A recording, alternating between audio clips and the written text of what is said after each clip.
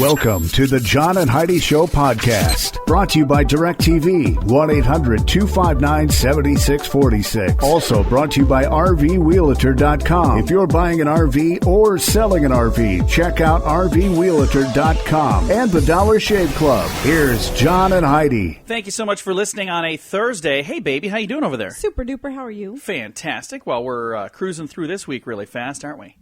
We're already into June, and now we're like more than halfway through the week. We're cruising right along. And I got a fun story right here. Later in the program, by the way, we're going to be talking to an author. We get the author of a book called Empire of Deception. Dean Job is going to be my author that I'll be chatting with here later in the show. So if you'd like to win his book, go register now at winthisonline.com. But the London Sun reports that Harvey Nichols' store is selling a line of French fragrances called Secretions Magnifiques. It's $150 a bottle, and it smells like sweat or spit. That's just disgusting. Who wants something like that?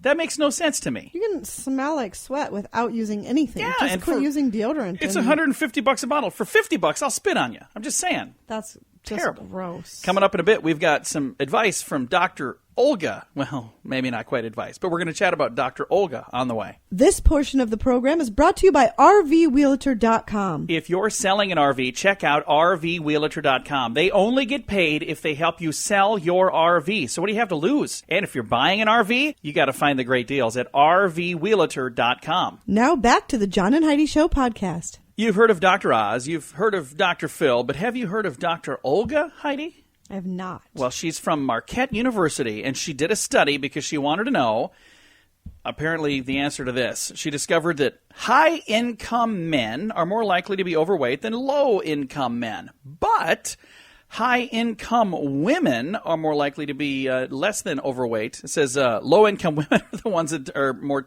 likely to be overweight than high-income women. There we go. I think I said that right. The trend is more noticeable among women. Do you agree with this, Heidi?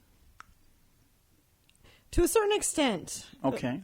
Not really, but simply because if you're making less, you're probably eating garbage because it's cheaper to eat garbage than it is to eat healthy. It's more expensive to eat healthy. Yeah. So if you're not making very much, common sense says you're probably eating junk, so you're going to gain weight. But having said that, most men that don't make a lot of money have very hard labor jobs. So they're moving all the time, and they're always, There you go. So that's probably why the men with the lower incomes. Wow, you were so smart. I never thought of that. Yeah. There you go. You heard it here from Dr. Heidi. Coming up, we're going to head to Fond du Lac, Wisconsin, and talk about pizza. That's on the way on the John and Heidi Show. This portion of the program is brought to you by Dollar Shave Club. You can get razors sent to your door each month for just $1, plus a couple of bucks shipping. It's an amazing deal. Log on to dollarshaveclub.com/radio to learn more. That's dollarshaveclub.com/radio. Now, back to the John and Heidi Show podcast. Do you like pizza, Heidi? I love pizza. Oh, man, I'm a big fan. I don't think, just about every kind of pizza out there. I've been to a lot of different types of pizza places. I have some that I like better than others, but even the worst pizza I've ever had was still pretty darn good. Yeah. I like it all. But a man in Fond du Lac, Wisconsin, thinks that he might have come up with the brainiest of brainy ideas, and he said he didn't really like to wait an hour for his pizza to be delivered, so he came up with a speedier process. Scott Matthew thought, what if you cook the pizza on the way to the house? That'd get it there sooner and get it there hotter. Well, his company is called Superfast Pizza, and that's what they're doing, delivering pizzas around Fond du Lac, Wisconsin, with the cheese still bubbling in about 15 minutes. Pizzas are kept in a refrigerator and then cooked in an oven in the delivery truck on the way to the house. He admits it's not gourmet pizza, but our pepperoni still tastes like pepperoni, and it's hotter than theirs. So there you go. Wouldn't it be even quicker to just get a frozen pizza and cook it in your own oven? Right. Is that kind of what he's doing? Yeah, it sounds like it's just frozen pizzas. I don't know. It doesn't explain it very well, but he's saying that it's in a see here. Is it cooking? Yeah, it's in a refrigerator, and then he just cooks it in the oven. So maybe he has like all of the toppings and everything that he puts on as you order it, but you're still starting with like a I have no cold. idea. I don't know either. But interesting concept. Anybody That'd be that a tough job for the pizza delivery guy. Yeah, well, imagine the guy smelling driving that the whole time you're heading to their house. Well, imagine the guy driving the truck. I'm assuming they have two different people anyway. Who knows? Maybe it's one guy, and he parks in front of somebody's house while he's waiting to make deliveries. I don't know. So some guy in the back putting pizzas together while the other guy's driving around. Now I want to see how this works. All right, that's happening in Fond du Lac, Wisconsin. On the way, a West Virginia man once again confirmed that criminals are their own worst enemies in our segment, This is Your Brain on Drugs. And that is on the way on the John and Heidi Show. The John and Heidi Show is brought to you in part by the Keystone Treatment Center. This is your brain. And this is your brain on drugs. We share silly stories here on the program, but addiction is no joke. If you or someone you know suffers with an addiction to drugs or alcohol, make today the day you seek help. Go to KeystoneTreatment.com. You can also call Keystone Treatment Center toll-free at 1-800-992-1921. Time now for This is Your Brain on Drugs. A West Virginia man once again confirmed criminals are probably their own worst enemies, Heidi. The man was arrested for stealing a VCR, but he said, "I'm innocent. I plead not guilty, Judge. Honestly, I didn't steal the VCR. He gave it to me because he owed me money for drugs." Wow. First of all, who would want a VCR anymore? I don't know. Good news and bad news. The good news is he was not arrested for stealing the VCR. They said, you know what? We're going to let you off on that one. But we Bad are going to news arrest is you for the drugs. We have many other charges. He has a felony now for charged with possessing and selling drugs. So he got off on the one count of, stealing a VCR, and then he got, slammed for the other one for selling and possessing drugs. Not the brightest bulb on the old Christmas tree right there. Coming up in a bit, we're going to talk about your moment of duh. We've got the students who had the answers and didn't even use them. Yeah, that is on the way on the John and Heidi Show. This portion of the program is brought to you by RVWheelator.com. If you're selling an RV, check out RVWheelator.com. They only get paid if they help you sell your RV. If you're buying an RV, you can find great deals at RVWheelator.com. Now, back to the John and Heidi Show podcast. Thank you so much for listening to the John and Heidi Show on a Thursday. Got our scoop of the day coming up here in a bit. But right now, your moment of duh. College students were given the answers, but most of them didn't know it, so they didn't use them. A famous Sherlock Holmes quote says, "When you've eliminated the impossible, whatever remains, however improbable, must be the truth." So here's the truth for you from the United Kingdom. They were sitting for the GCSE music exams. Now, that would be kind of like our GED exams here, something like that, or the SATs or something. Anyway, they would have done well to follow the advice by looking for the test answers on the back of their exams, because that's where they were. Incompetence was afoot at the printer, where they were printing the exams, and they accidentally put all of the answers on the back of the exam. The exam board said students would not have to do a resit. Most pupils didn't really even notice that they were there. So, in other words, most of the students never saw the answers in the back. They never even bothered to flip the page over to see what was on the back. And therefore, they didn't use them. So but they didn't have to do a retake. I bet they find a new printer. I'm pretty certain they probably did get a new printer. So that happened again in England. The United Kingdom. We've talked about this. We have. Great Britain, United Kingdom. They have a lot of aliases. They do. Sketchy little country over there. My sister actually lives there, so I got nothing against that country. And you've got like a best friend that lives there. A couple of them. Two very good friends that live there, yes. We'll have to ask them about this GCSE. I wonder if it's more like a GED exam, because that's what it says in the story, but I wonder if it's more like an SAT exam.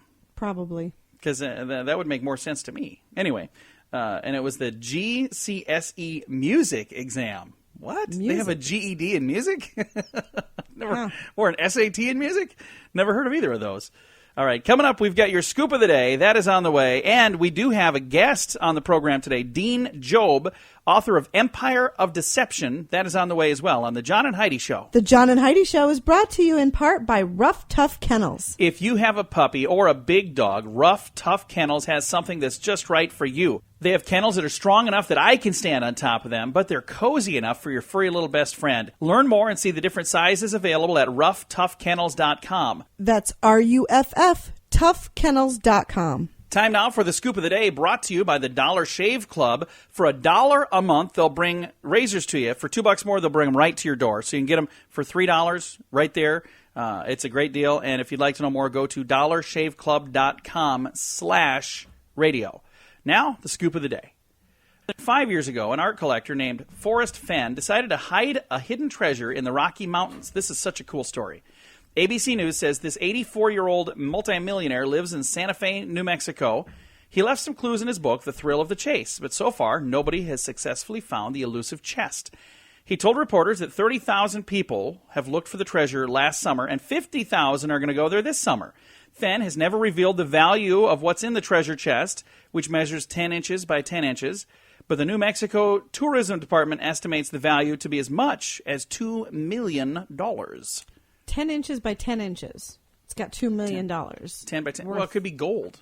Yeah, he's whatever it is. I don't know. It could be just a... Probably used Kleenex or something. And he's no just idea. laughing. No, I think the guy, it sounds like it's quite a deal. And it's a neat thing for that area. Now, there are some unique food trucks selling meals around the world. According to the Huffington Post, there's a food truck that sells Spam. It just hit the road for a 3-month trek to 12 cities across the country, bringing the Spam-American tour all over the place, dishing out some Spam dishes. Meanwhile, the food trucks based in Amsterdam serve pigeon and parakeet. Oh, gross. And pony burgers. Pony burgers. Oh. Yeah. I don't want to go to those food trucks. Those, by the way, were, once again, in Amsterdam, so not in this country. Hawaii is poised to become the first state to raise the legal smoking age to 21. Experts say it could be a game changer. According to ABC News, the Hawaii bill prohibits the sale of tobacco products to people under 21 years old. It includes fines for underage smokers and heavier fines for anybody who buys or sells tobacco for underage people.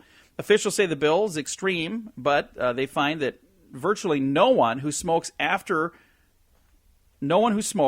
after the age of 21. So they're saying everybody that's a smoker now started before they were 21. Right, so they I would think agree with that. They think this is going to make all the difference in the world. It'll be interesting to see what they find out.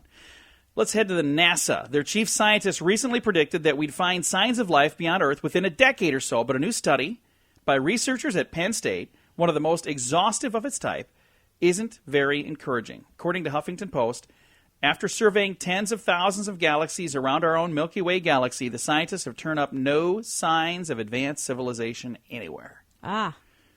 And they struggle to find, intelligent life in some parts of our own planet. So, at what age did you consider yourself no longer young, Heidi? Was there a day that you 40. woke up and you said, "I'm no longer young"? 40. So when you turned 40? Yep. If you ask women, they say 28 was that's when the ship has sailed. When they turned 29, they were done.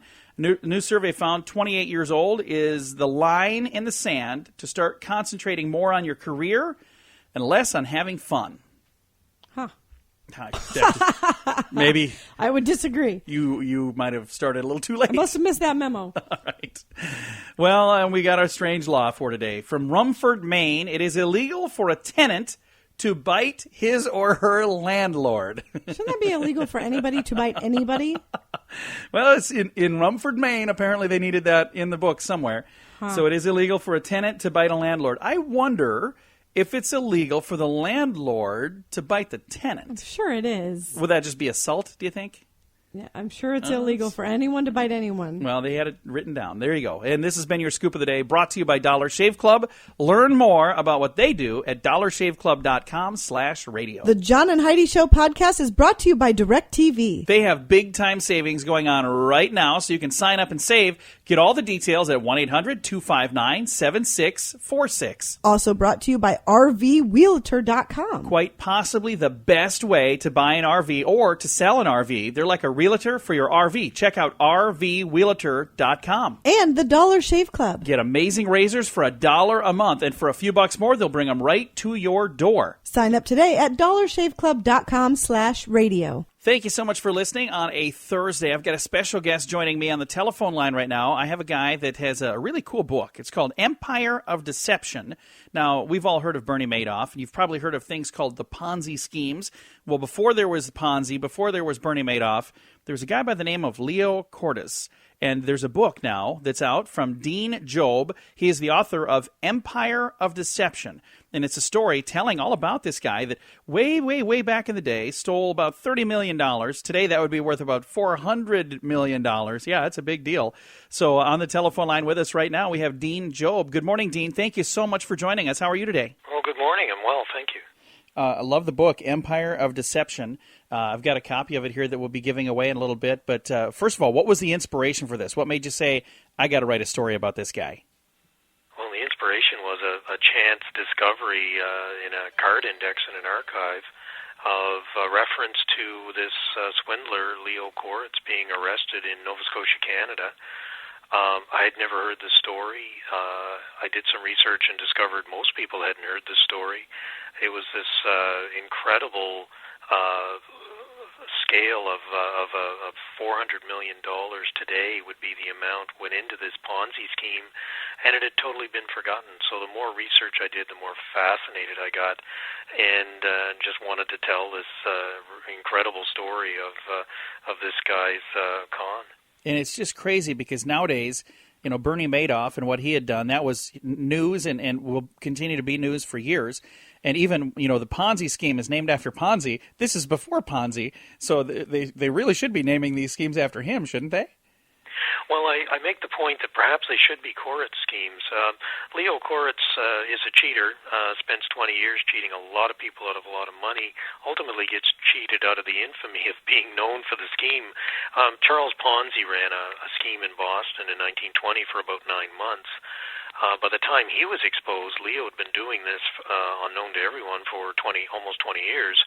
And Leo was so good that when Ponzi was exposed, Leo's investors jokingly started referring to how much money our Ponzi's making for us, not realizing that he was a Ponzi schemer, and the joke was on them.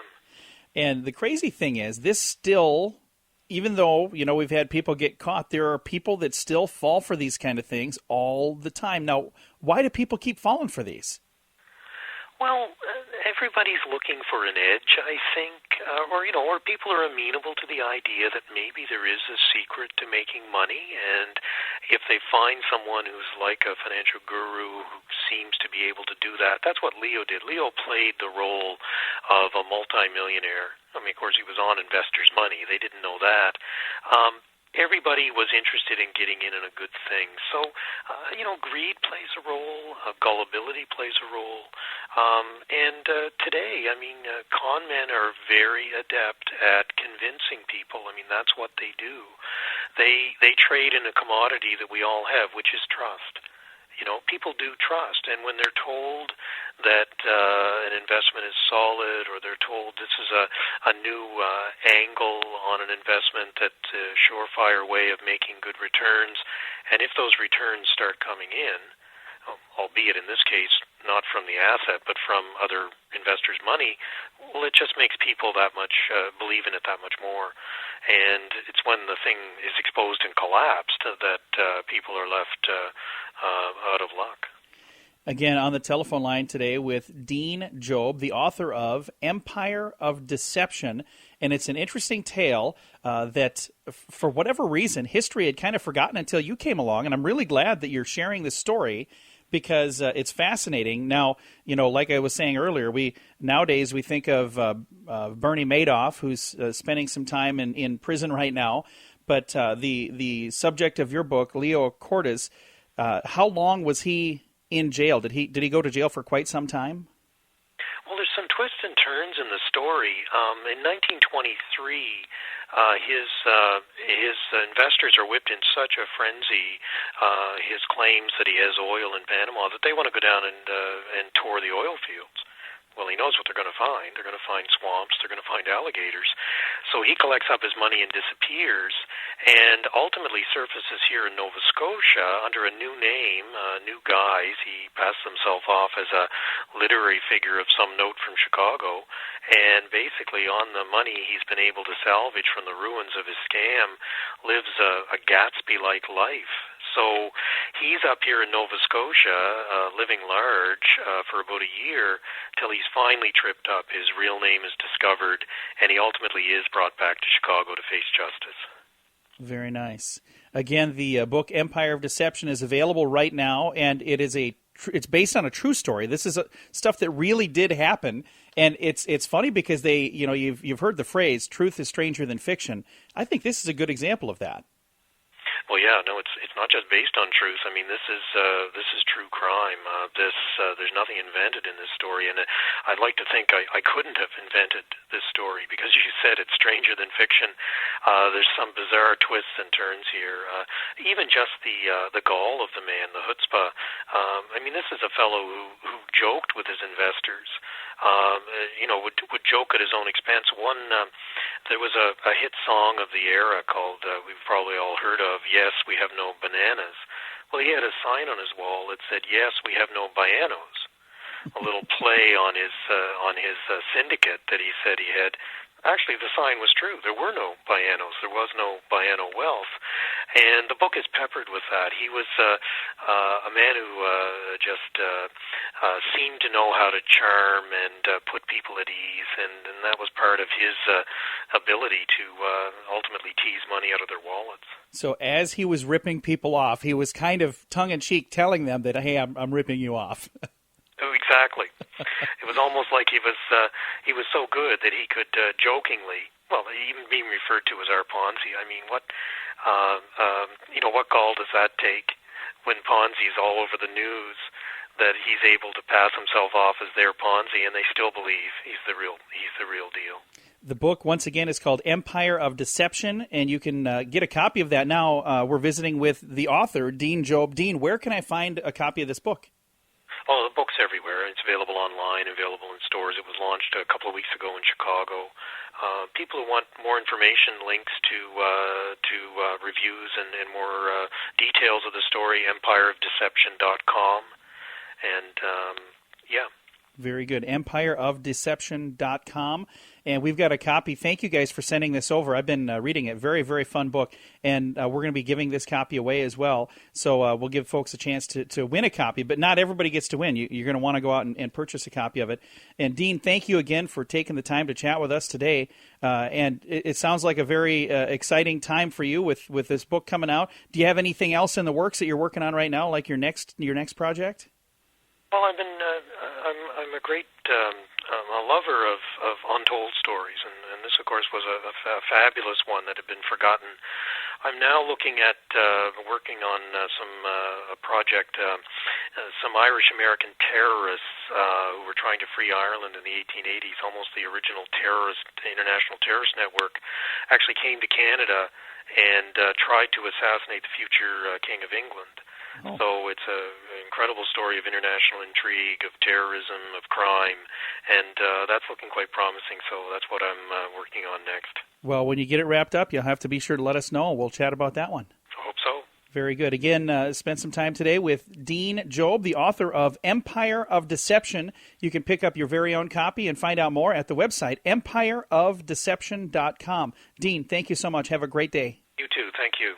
And thank you for listening to the John and Heidi Show. If you would like to win your very own copy of the Empire of Deception, you can sign up to win right now. If you haven't registered yet, it's free to register. Go to the website winthisonline.com. Go there, register to win. Wherever you happen to be in the world, you can win a copy of Empire of Deception. Again, winthisonline.com. This portion of the program is brought to you by Dollar Shave Club. You can get razors sent to your door each month for just $1, plus a couple of bucks shipping. It's an amazing deal. Log on to dollarshaveclub.com/radio to learn more. That's dollarshaveclub.com/radio. Now, back to the John and Heidi Show podcast. Today is a very special day, Heidi. You know what today is? What is today, John? Well, it's Thursday. It's the 4th day of June. And today is Audacity of Hope Day. Not sure what that means exactly. It's also International Day of Innocent Children Victims of Aggression. Wow. Try to put that on a bumper sticker. Why would you want to celebrate that? Well, I don't think you celebrate it. It's a day to expose the awareness and let people know, and I wish they would have had more information. It's also Old Maid's Day. You know, I got to tell you. I used to love that game. I've never played the game, but I got to tell you. You didn't play Old Maid? No, never heard of it. Oh, my gosh. I played eating the popcorns that weren't popped. That was an Old Maid to me. Is that what they called them when you grew up? Did they call those Old Maids? Yeah, they were called Old Maids, too. But there's a card game called Old Maid. I never played it. I played Go Fish. Is it close to that? No. Oh, my gosh. That's really sad. I had a very sheltered childhood. But I do like the old maids when you're eating popcorn. I like to eat the unpop. Those are good. I don't know why. Ugh. There you go. This has been your special day, Thursday, the 4th day of June.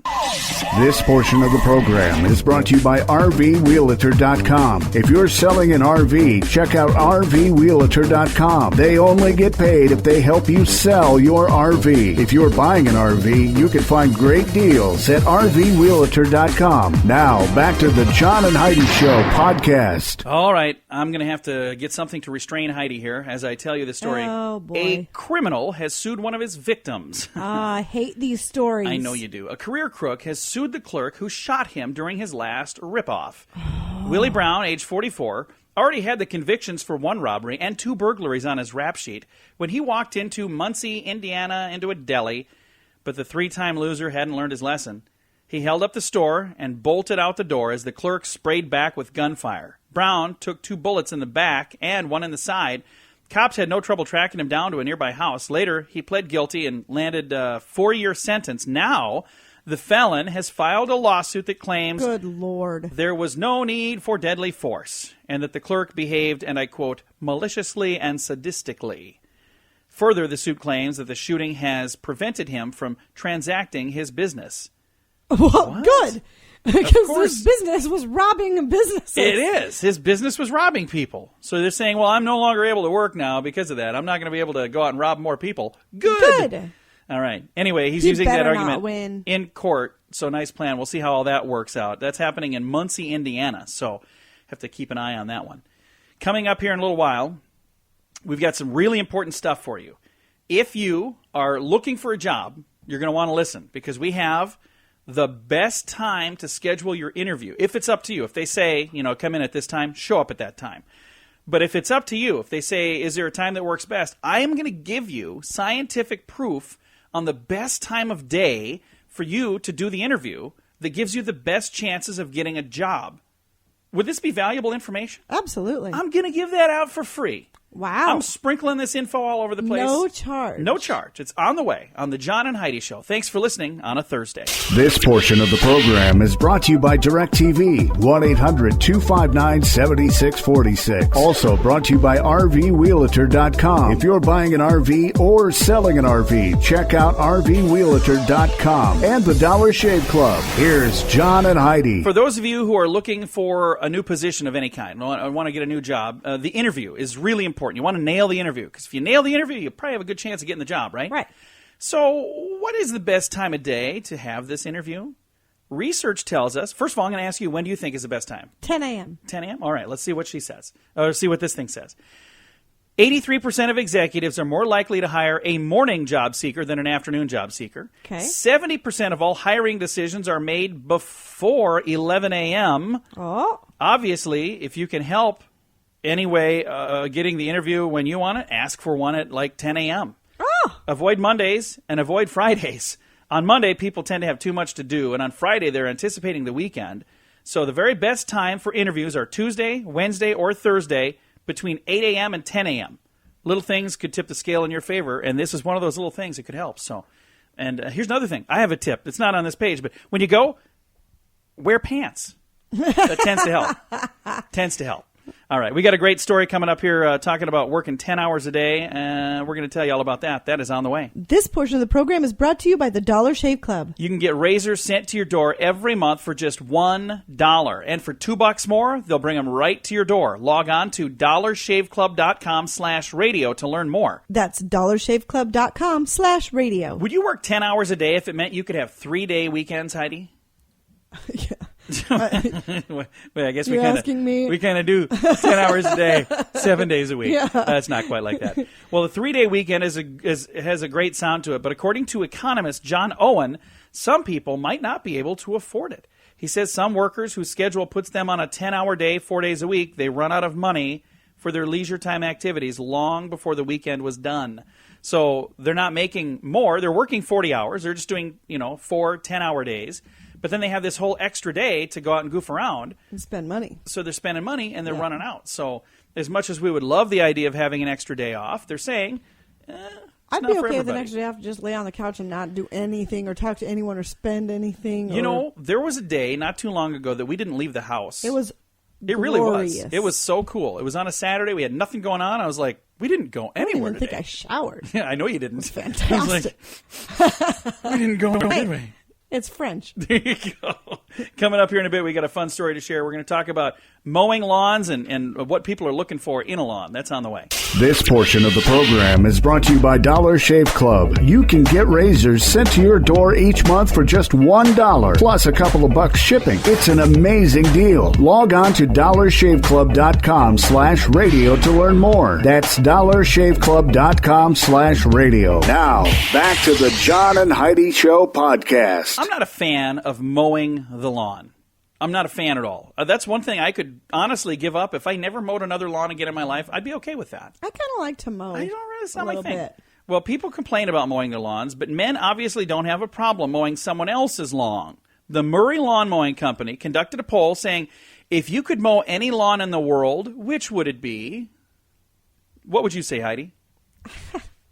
I have If you no could mow- idea. If you could mow any lawn, you could say, hey, I want to mow that. That's the lawn I'd like to mow. I have never, ever. You've never ever seen I can honestly say I've never driven by somebody's house and said, I would love to mow that lawn. like to mow that lawn. Well, the White House was number one on the list. What? That lawn is huge. Well, they apparently wanted to get in there and mow that thing. Number 2, Pebble Beach Golf Course. Number good 3, Lord. the Rose Bowl Stadium. And number 4 on the list, Graceland. None of these are little lawns, by the way. So apparently there are people that have a lot of time on their hands, and that's a sure wish I or could do those that. are the only places they can think of right off Yeah. the top of their head when Where- somebody asks them such a stupid question. There you go. It's not like you're going to say 413 Main Street in Whimsy, Alabama. It's just a tiny little lawn. Which one would you like? I'd go with the McDonald's parking lot because there's no grass there. Yeah, that's probably the. I'm not a big fan of mowing, so I wouldn't really want to mow any of those. I wouldn't want to mow for the White House. I wouldn't want to mow at Graceland. I wouldn't want to mow the Rose Bowl or the Pebble Beach Golf Course, any of those. So No. apparently there are some people out there that have more time on their hands than I do because I'm saying I don't want to mow any of those. Not a single one. No, agreed. All right. Coming up, we're going to talk about coffee. Is coffee good for you? Yes. Well, we'll find out. We've got the study of all studies coming your way. I'm getting jittery just thinking about it. It's on the way in a bit on the John and Heidi Show. The John and Heidi Show is brought to you in part by Rough Tough Kennels. If you have a puppy or a big dog, Rough Tough Kennels has something that's just right for you. They have kennels that are strong enough that I can stand on top of them, but they're cozy enough for your furry little best friend. Learn more and see the different sizes available at roughtoughkennels.com. That's RUFF, toughkennels.com. Almost time to say goodbye. Before we go, we got this awesome little thing here. Drinking coffee is good for you, right? Yes. Not only can a few cups a day lower your risk of a heart attack, even smelling coffee makes you less stressed out. I agree. I love the smell of coffee. We just first talked thing about in the that morning. today. She had a coffee grinder going. I was like, what was all that noise? I was like, coffee grinder? I was like, Yeah, oh, smells good. amazing. Whatever it was. It can lower your stress. Smelling coffee makes you less stressed out. The type of coffee you drink, well, that can actually say a lot about you. According to the Coffee Tasting Club, I think we should start one of these. All right. Our own coffee tasting club. The latte drinker is a comfort seeker, laid back and reflective. The espresso drinker, a hardworking leader, always on the go. The cappuccino drinker, sociable, creative, and optimistic. The black coffee drinker, Heidi. That's what you drink. Sometimes. Quiet and moody, a purist and occasional extrovert. I think that's pretty close. Maybe the purist thing, I don't know what that means. An But- occasional extrovert? Yeah, you're kind of quiet a lot of the time, but every once in a while you're like, hey, everybody, how you doing? The artisan coffee drinker, fashionable but outside the cultural mainstream. The frappuccino drinker, stylish and spontaneous, a trendsetter. So there you go. Which one of those am I? What do I drink? Mine's not on there. No, Mine yours is just coffee with cream. coffee, cream. Cream Oh, and here it is sugar. down here. I didn't see it. It's on the bottom. Coffee with cream. Here Really we go. boring. This guy's an idiot. Oh, I thought you were going to say genius. No. Trendsetter. No, I should have. That would have been a lot smarter than what I said about me. That's right. It was about me, wasn't it?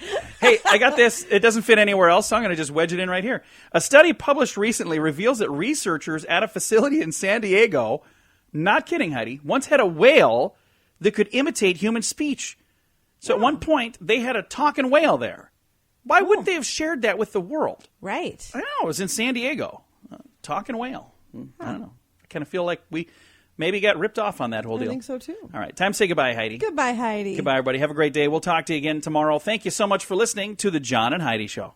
Time now for the bonus break. Only available here on the John and Heidi Show podcast. Time now for the bonus break brought to you by the Dollar Shave Club. They love to give you a little more. First of all, they only charge $1 a month for fresh new razors, and they'll deliver them right to your door for $2 more. So we're talking $3, and you are in good razors for a whole month. Then on top of that, Heidi, they like to slip a little extra in. They like to give you that little bonus all the time. Try out some of the new products. I got some really cool hair gel this month. Sign up today at dollarshaveclub.com/radio. Now, the bonus break. And we have some great stuff for you today. Winnie Blagden turned 100 on Sunday. A little round of applause for Winnie. All right. Winnie. You're not going to clap for What, Winnie? why are we saying this? Who is she? Well, I was going to tell you that, but you wouldn't even clap, so no. I'm not going to clap. I'm not gonna Might be tell somebody you. I don't like. Well, there's nothing wrong with... How many 100-year-olds would you not like? Well, I don't know. Well, Winnie is 100 years old, but the sad thing is she outlived everybody in her family, so she had nobody to celebrate with. Oh. That is when a BBC reporter stepped in. She said, I'm going to see if I can find some people to send a card. So she sent out a plea to get 100 cards or letters for Winnie on her 100th birthday. In response, well wishes came from as far away as Singapore and the United States and Taiwan. Wow. Taiwan. Guess how many cards she got? How many? 16,000. Oh, that's awesome. She got over 200 presents as well. She's still working on opening all these cards, I think. But that was really cool. 16,000. That is cool. That's awesome. How weird would that be to outlive your entire family? That'd be awful. It would be. Well, it wouldn't be awful. It's neat that she's still around, but it's kind of But it'd be interesting. awful to be all alone. You're all alone then. Well, good news is she had some well-wishers that sent her some stuff. Even though Heidi wouldn't clap for you. Winnie, I did. Happy I'd birthday, send her Winnie. a card though. Yeah, sure. You didn't send her a card. I said I would. You're I just didn't trying know to about it till now. You're just trying to sound cool over there. I am cool. Do you have a joke for us today, Heidi? No. Why do I even ask you anymore? You noticed? You just haven't. I was telling them, and then you were getting all upset with me because they were not because G-rated. Well, that's the thing. You were telling naughty jokes. So what? This is a family program. You know what? I think we should ask people, did you like the naughty jokes? If they like the naughty jokes, we should bring them back. If you like the naughty jokes, send an email to nobody gives a rat's ass at... No, I'm just kidding.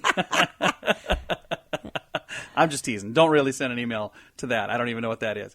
But no, yeah, let us know if you like the naughty jokes, because I got a feeling people probably will, and you'll win this argument, won't you? I'm sure I'll win this argument. All right, I'm going to end on something really cool. A World War II veteran by the name of Charles Benning is finally achieving his decades-long goal. According to ABC News, the 92-year-old finally got his high school diploma. Didn't we read this? I don't think so. He was 17 when he was drafted into World War II. He left his hometown of Yellow Springs, Ohio, to serve abroad. He was stationed in several countries, Which including... broad? Would you just stop? To serve abroad. Across the ocean.